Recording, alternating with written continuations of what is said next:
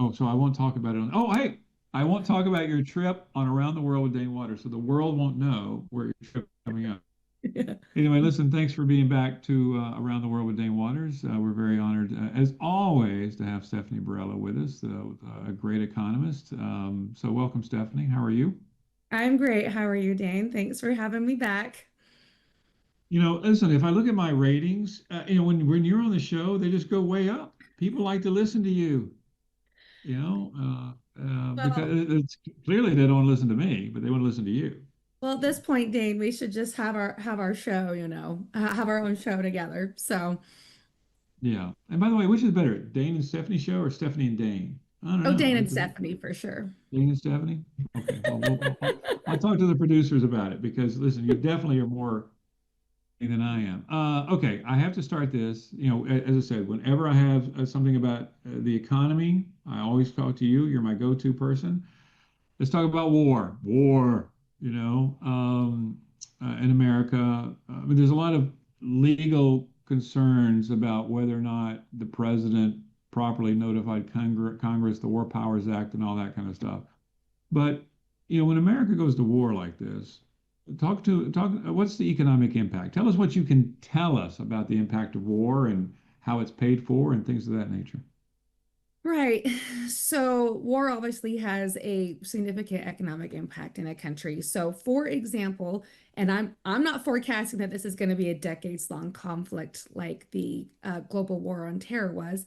But the war on terror in the United States, that was estimated to have cost $6 to $8 trillion. Wow. So yeah, right over the nearly 2 decades. So that's a long time, right?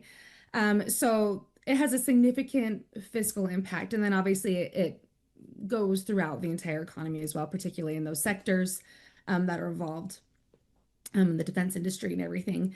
And what is interesting is right now, debt, you know, public debt in the United States relative to the, when I want to say public debt, I should say federal debt held by the public in the United States is approaching record highs right now. So, right now, federal debt relative to the size of the same, so 100%.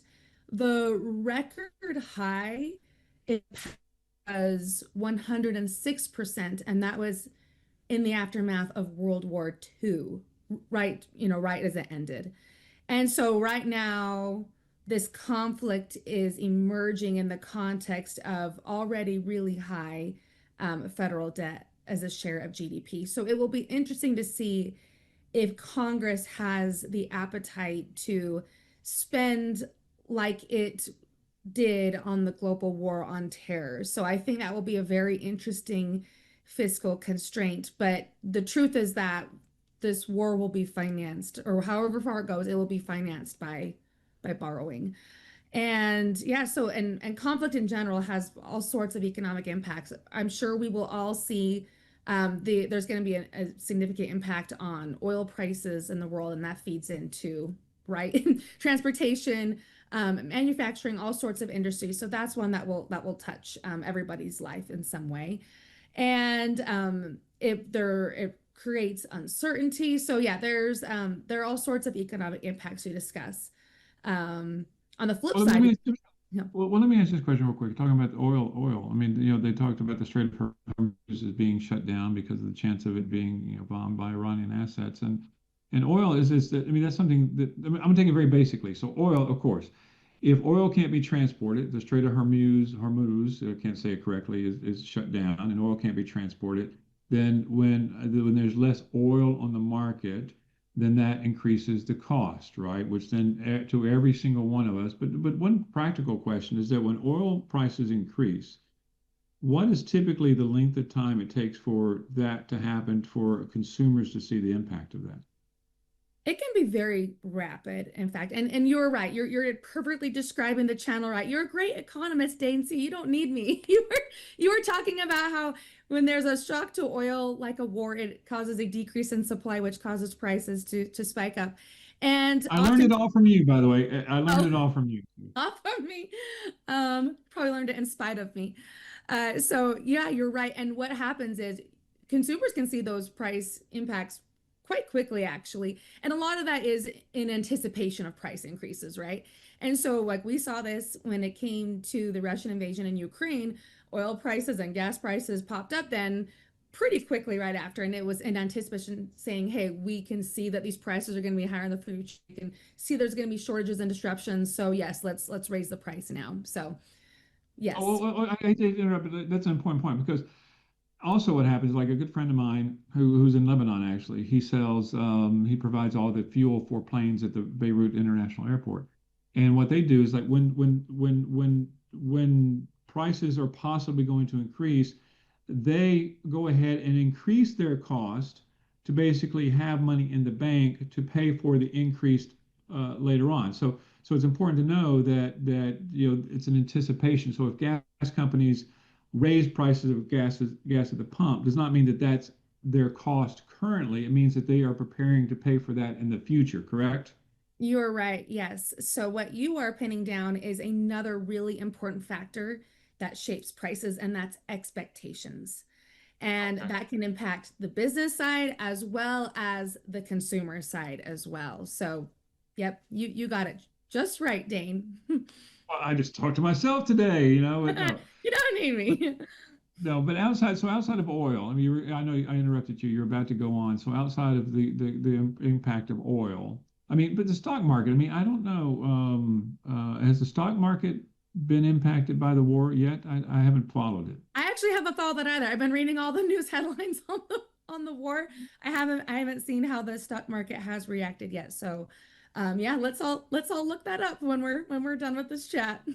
Yeah, See my how my the my market's my doing. $15 in the stock market may be worth $3 now, so we'll have Yeah, to see how yeah. that goes.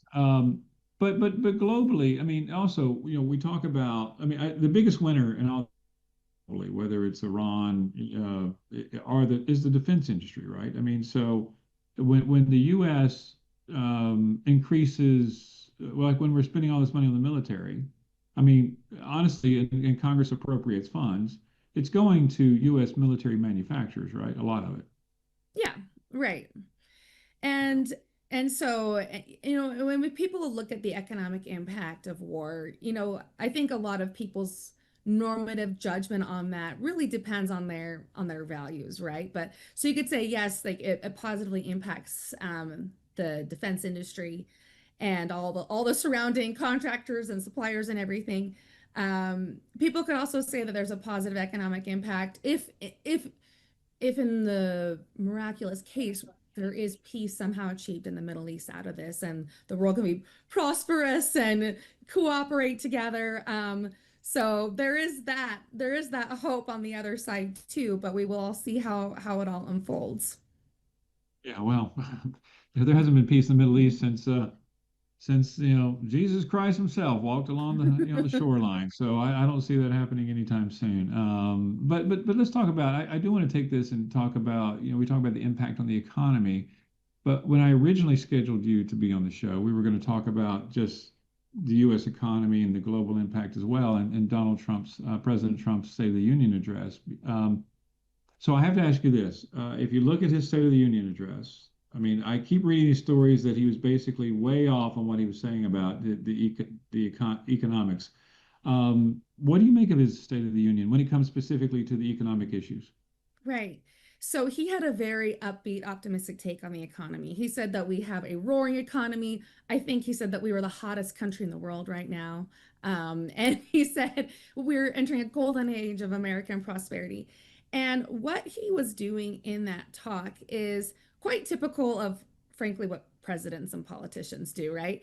And he actually was getting at the exact channel that you were talking about earlier when it comes to gas prices. He was trying to manage expectations. So what happens is the president, when they say the economy is doing great, what he's trying to do is he's trying to create a self-fulfilling prophecy because when people believe that the economy is going to do well, they spend money, right? And that actually leads to economic growth. Whereas if people are nervous about the economy, they withhold their spending and economic growth can contract.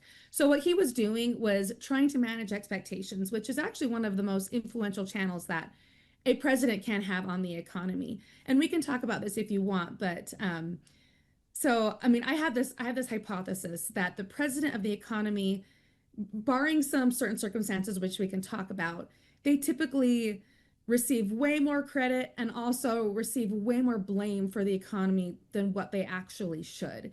Because in the United States, we have a market-based economy. The economy isn't determined by the president. He's not a puppet, but instead it's determined by the choices of Americans, right, and businesses and how we spend our money and save and invest and all those things. And he's not controlling every single person like could be the case in a far more authoritarian country, right?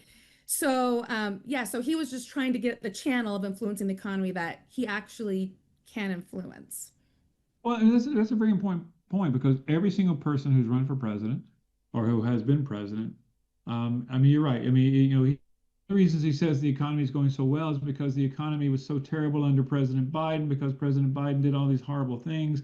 But I think it's a very important point you're making is that what control does the president actually have over the economy? So walk us through that.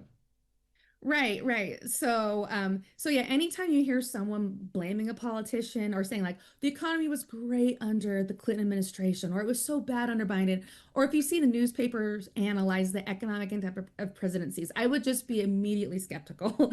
But I will say like here are the channels that I personally think that the president has the most influence in. One of them we already talked about is managing expectations.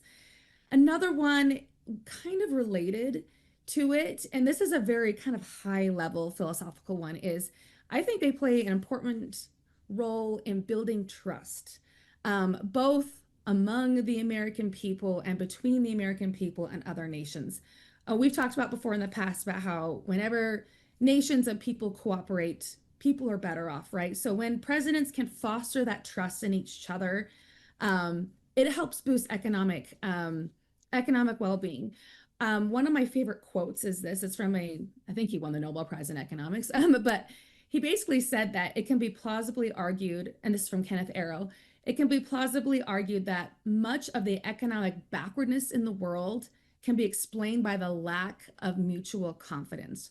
Or in other words, anytime you have an economy that is struggling, it's usually because people don't trust each other. And when you don't trust each other, it causes, basically the cost of transactions to go way up because you think you're getting cheated out of something or you don't know what the rules are. So I think the president plays a huge role in fostering trust and cooperation. That's a very intangible thing, but I think it's really important. Well, but let me interrupt you there. So we live in a world now where there's a lot of unhappiness by American allies with America. I mean, America isn't exactly leading these days the global, and working well with its neighbors and its friends. I mean, so you think, based on your statement, the unhappiness with the American presidency can have an economic impact? Right. And as much as it deteriorates our ability to trade and cooperate with other nations, or even amongst, or even inside America, right? If we have more divisiveness and conflict within the United States, um, that's not great when it comes to long-term economic growth. So yeah, I think it's a really really important role that they play. Okay, keep on. I'm sorry, All Professor. right, Please no, continue. this is a good conversation. So, and then the other things that I wrote down and is obviously the president does not have the power of the purse. That belongs to Congress, right, in terms of tax and spending policies. But I think the president can be influential in as much as they provide their political capital to help things pass on Capitol Hill, right? So that's important. And then the other important channels are war. And then most recently under the Trump administration, tariffs. I think tariffs are actually one of the most consequential things that have had an impact on every single American. The Tax Foundation, I believe, estimated that in 2025, the tariffs caused every household on average to pay $1,000 more than they would have otherwise. Wow. It was like a tax increase, the tariffs. And I teach students from all over the state, and I hear stories from all over the state, and I hear about how these tariffs impact businesses. Everyone from buying apparel for rodeo queens to, supplies for nail salons to people who are importing crutches. And I also have people who have been benefited by tariffs. I do see that too, but I see the negative impact as well on so many different industries, ones that That would probably surprise you to see that they have been impacted by the tariffs. Well, let me ask this question. Do you think, speaking of tariffs, do you think that the Trump administration is going to refund all those tariffs? Well, I don't know. That wasn't decided by the Supreme Court. So recently, the Supreme Court struck down um, where what the Trump administration had been justifying tariffs using, I think it was the 1977 International Economic Emergency Powers Act, or something like that. And they struck down, or I guess just to say, they upheld a lower court's ruling saying that the president did not have authority under that act, because that act actually never explicitly mentions tariffs. And the Constitution explicitly authorizes Congress to regulate commerce between nations.